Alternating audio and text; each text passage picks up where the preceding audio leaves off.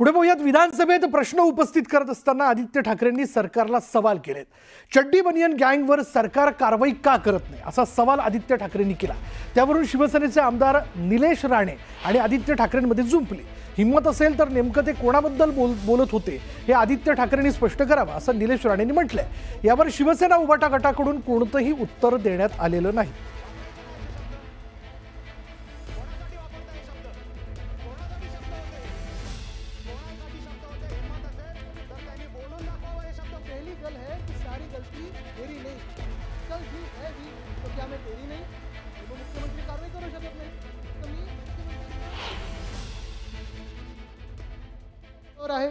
त्यांचं युती धर्म त्यांना पाळणं गरजेचं आहे।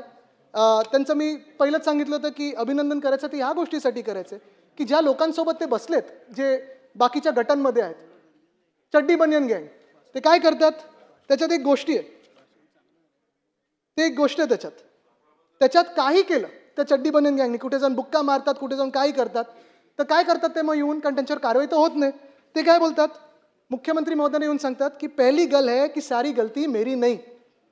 काय बोलतात ते की पहली गल है कि सारी गलती मेरी नहीं, चल जी है भी तो क्या मैं तेरी नहीं। आणि मग मुख्यमंत्री कारवाई करू शकत नाहीत। तर मी मुख्यमंत्र्यांचं कौतुक ह्याच्यासाठी करतो की त्यांनी खूप सहनशीलता दाखवलेली आहे। आता कुठे ना कुठेतरी मुंबईकरांच्या मागण्या असतील, शहरातल्या मागण्या असतील, आणि जे काही हे चड्डी बनियन गँगचं चालू आहे त्याच्यावर कठोर कारवाई होणं गरजेचं आहे। हे जे काही शब्द वापरलेत, नेमकं कोणावर कारवाई व्हावी, नेमकं त्यांची चड्डी कोण, त्यांची बनियान कोण, हे एकदा त्यांनी सांगावं ना। जर एवढी भीती वाटत असेल बोलायला तर सभागृहामध्ये असे शब्द वापरू नका, वापरायचे ना असे शब्द। कोणासाठी वापरताय हे शब्द? कोणासाठी शब्द होते हे? कोणासाठी शब्द होते? हिम्मत असेल तर त्यांनी बोलून दाखवावं हे शब्द कोणासाठी होते। उगाच काही चाललंय, उगाच टीका करायची म्हणून काही का? आम्ही साहेब अरे 1 तासापासून ऐकतोय, काय बोललो नाही। आमदार आदित्य ठाकरेंनी सरकारवर शेरोशायरीतून ताशेरे उडलेत। 9000 झाडांचं अर्बन फॉरेस्ट मंत्री मंगलप्रभात लोढा हे उद्ध्वस्त करून त्या जागी स्विमिंग पूल बांधण्याचा प्रयत्न करत आहेत असा गंभीर आरोप काही दिवसांपूर्वीच आदित्य ठाकरे यांनी केला होता। त्यानंतर मंगलप्रभात लोढा आणि आदित्य ठाकरेंमध्ये आरोप प्रत्यारोप करण्यात आले। त्यानंतर आता आदित्य ठाकरेंनी शायरीतून टीका केली। लोकातून निवडून आलेले प्रतिनिधी नसल्यामुळे ह्यांना काही पडलेलीच नाहीये। अधिकारी आपले सहीवर चालवत आहेत, आपलं आपलं प्रत्येक ठिकाणी मंडळ बनवलेलं आहे। आणि हे सगळं पाहिल्यानंतर अध्यक्ष महोदय, मला 2 ओळी मी ज्या काही आता पाहिल्या होत्या त्या लक्षात येतात। परिस्थिती शहरांची बघा कशी आहे। शेर मी बोलतोय, लोढा साहेब ऐकून घ्या। लगाकर आग शहर को बादशाह ने ये कहा, लगाकर आग शहर को बादशाह ने ये कहा, उठा है दिल में तमाशे का शौक बहुत, उठा है दिल में आज तमाशे का शौक बहुत, झुका के सर, म्हणजे हे सगळे अधिकारी झुका के सर सभी शाहपरस्त बोल उठे, हुजूर का शौक सलामत रहे, शहर और भी बहुत है। ही परिस्थिती अशी झाली अध्यक्ष महोदय। पुढे पाहूयात आता राजकीय वर्तुळातली एक अत्यंत महत्त्वाची बातमी आपण बघणार आहोत। शिवसेना नाव आणि पक्षचिन्हाबाबत सोक्षमोक्ष लावणार अशी भूमिका सुप्रीम कोर्टाकडून स्पष्ट करण्यात आल्यानं ठाकरेंना मोठा दिलासा मिळाल्याचं बोललं जात आहे। आणि त्याचं घडलं असं आहे की 3 वर्षांपूर्वी म्हणजेच 2022 मध्ये शिवसेनेत मोठी फूट पडली। त्यानंतर 2023 मध्ये निवडणूक आयोगाने एकनाथ शिंदेंच्या नेतृत्वातील गटाला शिवसेना हे नाव आणि धनुष्यबाण हे चिन्ह दिलं होतं।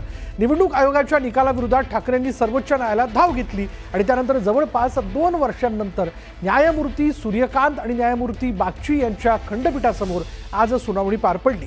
या सुनावणीकडे राजकीय वर्तुळाचं लक्ष लागलेलं होतं। पक्ष आणि चिन्हासंदर्भातली सुनावणी आजच घ्यावी असा युक्तिवाद ठाकरेंच्या वकिलांकडून करण्यात आला, तर 2 वर्ष झोपले होते का असा युक्तिवाद शिंदेंच्या वकिलांकडून करण्यात आला। मात्र हे प्रकरण 2 वर्षांपासून प्रलंबित आहे, त्यामुळे याचा सोक्षमोक्ष लावू आणि ऑगस्टपासून सुनावणी घेण्यात येईल असं कोर्टानं सांगितलं।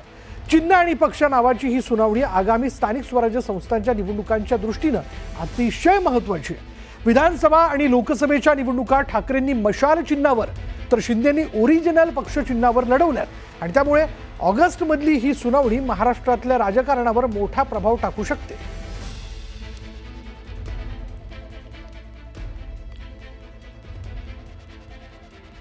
तर न्यायालयामध्ये नेमकं काय घडलं हे आपण जाणून घेऊयात। बघा, आज न्यायालयात कशा पद्धतीने युक्तिवाद करण्यात आला आपण जर पाहिलं तर न्यायमूर्ती सूर्यकांत आणि न्यायमूर्ती जॉय मल्ला बागची यांच्यासमोर हा युक्तिवाद जो आहे तो करण्यात आला।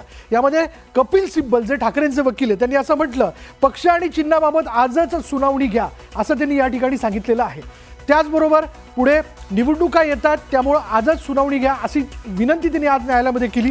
त्यानंतर पुढे जर आपण पाहिलं तर 2 वर्ष काहीच हालचाल केली नाही असं शिंदेचे वकील मुकुल रोहितगी यांनी म्हटलेलं आहे। 2 वर्ष झोपले होते का असा प्रश्न देखील शिंदेचे वकील मुकुल रोहितगी यांनी विचारला।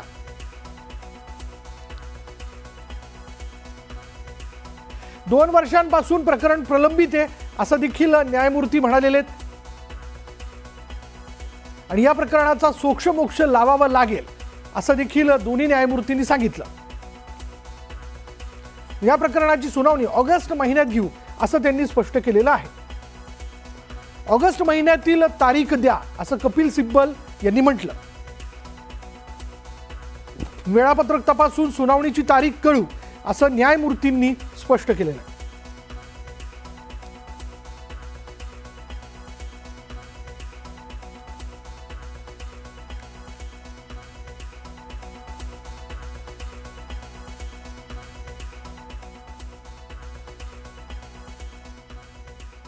पुढे पाहूयात मनसेकडनं नाशिक जिल्ह्यातील इगतपुरी इथं 3 दिवसीय राज्यस्तरीय शिबिराचं आयोजन करण्यात आलेलं आहे। हो, 3 दिवसीय।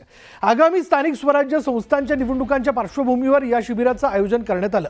हे शिबिर आजपासून सुरू होणार असून 16 जुलैपर्यंत चालणार आहे। या शिबिरात संपूर्ण राज्यभरातून मनसेचे नेते, पदाधिकारी आणि कार्यकर्ते मोठ्या संख्येने उपस्थित राहतील।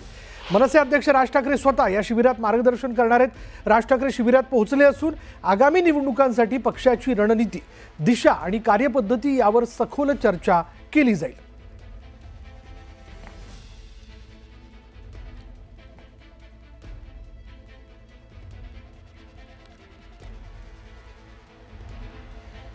आणि याबद्दल अधिक माहिती देण्याकरता आमचे प्रतिनिधी सुनील घरत आपल्याबरोबर आहे।